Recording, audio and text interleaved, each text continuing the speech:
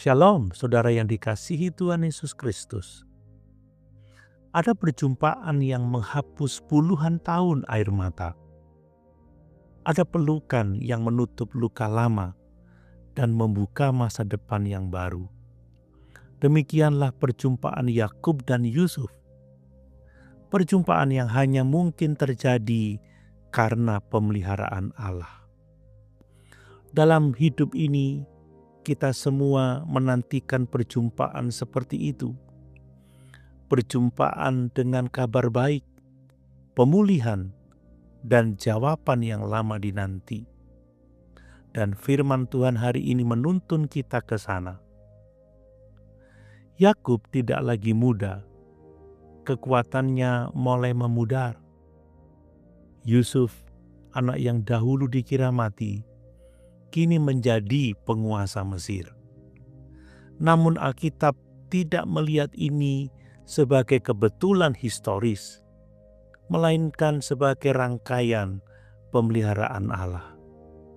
Saat Allah bekerja, Ia tidak hanya menyelesaikan persoalan, Ia menyiapkan pertemuan. Allah memimpin perjalanan Yakub ke Goshen, dan Ia memimpin Yusuf menyongsongnya. Yang terpisah dipersatukan, yang hilang ditemukan, yang pahit menjadi manis. Ayat 29 mencatat bahwa Yusuf menangis lama pada bahu ayahnya. Ini bukan air mata trauma, ini adalah air mata pemulihan. Jika Allah mengizinkan air mata, itu bukan untuk menghancurkan, tetapi untuk menyembuhkan. Ada air mata sukacita yang hanya dapat dialami setelah melewati lembah penderitaan bersama Tuhan.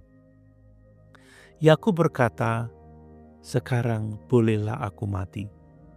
Ini bukan keputusasaan, melainkan kepenuhan damai. Damai sejati tidak muncul ketika masalah selesai, tetapi ketika janji Allah terbukti benar. Yakub telah melihat Yusuf hidup, keluarga dipulihkan, janji Allah digenapi. Dalam bahasa rohani, shalom, hidup yang kembali utuh di bawah tangan Allah. Menarik bahwa Yusuf menasihati keluarganya untuk berkata bahwa mereka adalah gembala.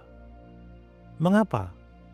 Karena itu menjauhkan mereka dari istana dan budaya Mesir, serta membuat mereka tinggal di Goshen, daerah subur tetapi terpisah.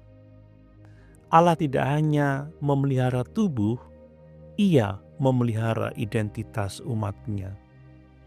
Pemeliharaan sejati bukan hanya soal kelangsungan hidup, tetapi juga keutuhan iman. Kisah ini menjadi bukti bahwa pemeliharaan Allah melampaui logika, melampaui politik, melampaui sejarah manusia. Seluruh Mesir menyaksikan bahwa Allah memulihkan keluarga Yakub. Pemulihan keluarga adalah salah satu kesaksian terkuat Injil di tengah dunia yang penuh perpecahan hari ini. Kisah Yakub dan Yusuf menunjuk kepada Kristus. Yakub memeluk anaknya yang mati tetapi hidup kembali. Kristus bangkit dari kematian. Yusuf menyambut ayahnya.